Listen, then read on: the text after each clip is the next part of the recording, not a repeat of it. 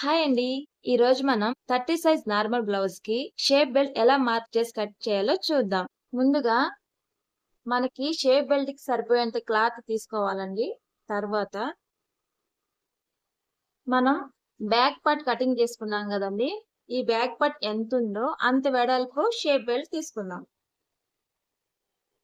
చూసారా? ఇక్కడి నుంచి ఇక్కడికుంది. ఇక్కడి వరకు సరిపోతుంది.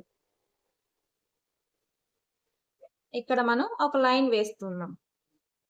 ఒకవైపు మనకి కాజా పట్టి, ఊక్స్ పట్టి వస్తుంది కదండీ! అటువైపు మనం 3.5 ఇంచెస్ తీసుకోవాలి.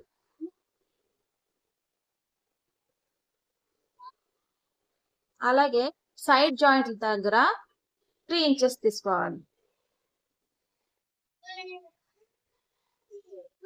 ఇలా తీసుకున్న తర్వాత మనం ముందు 3.5 ఇంచెస్ పెట్టాం కదండీ! అక్కడి నుంచి ఇది 30 సైజ్ బ్లౌజ్ కాబట్టి 3.5 ఇంచెస్ తీసుకోవాలి.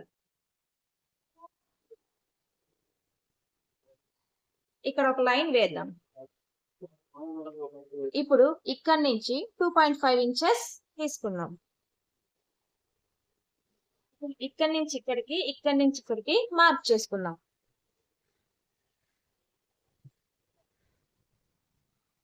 ఇప్పుడు ఇక్కడి నుంచి ఇక్కడికి మార్క్ చేసుకుందాం.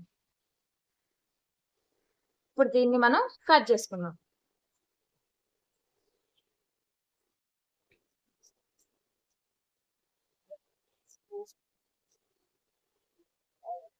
ఇదేనండి 30 సైజ్ నార్మల్ బ్లౌజ్ కి shape belt marking and cutting చూసారు కదా.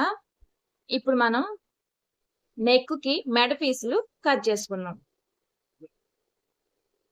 క్లాత్ ఇలా ఉంది కదండి, ఇట్లా ఒకసారి లాగి చూడండి. ఇలా లాగినప్పుడు ఎక్కువ సాగదనమాట. అంటే ఇది స్ట్రైట్ గా ఉంది. అలా కాకుండా ఇలా పట్టుకొని ఇలా లాగారనుకోండి, ఇలా చూసారా సాగుతుంది. ఇలాంటి వైపు మనం నెక్ పీసులు తీసుకోవాలి. ఇలా కూడా తీసుకోవచ్చండి. నేను ఇలా తీసుకుంటున్నాను. ఇలా తీసుకుంటే ఏంటంటే మనకి చాలా పొడవుగా వస్తుంది అనమాట నెక్ పీసు. మనకి ఎక్కువ జాయింట్లు పడకుండా ఉంటుంది. స్కేల్ ని ఇలా క్రాస్ గా పెట్టి ఇక్కడ ఒక లైన్ వేయండి. ఇప్పుడు నెక్ పీస్ వెడల్పు నేను 1.5 తీసుకుంటున్నానండి.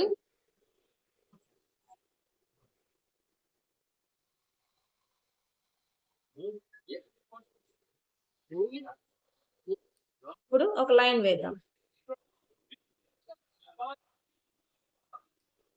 అలాగే మనం అలాంటివి 2-3 పీసులు తీసుకుంటే సరిపోతుందండి. ఇప్పుడు దీన్ని మనం కట్ చేసుకుంటాం.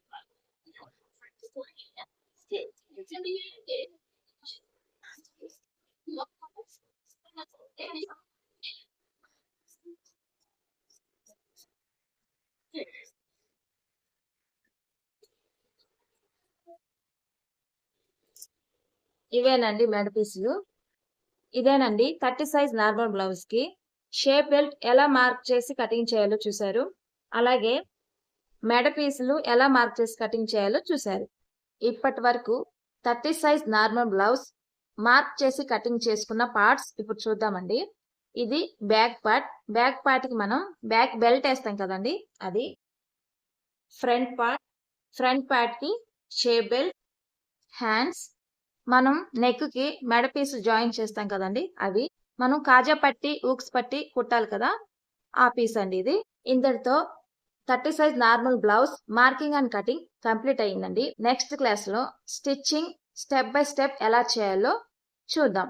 ఈ వీడియో మీకు నచ్చితే లైక్ చేయండి, షేర్ చేయండి, సబ్స్క్రైబ్ చేయండి. Thank you for watching.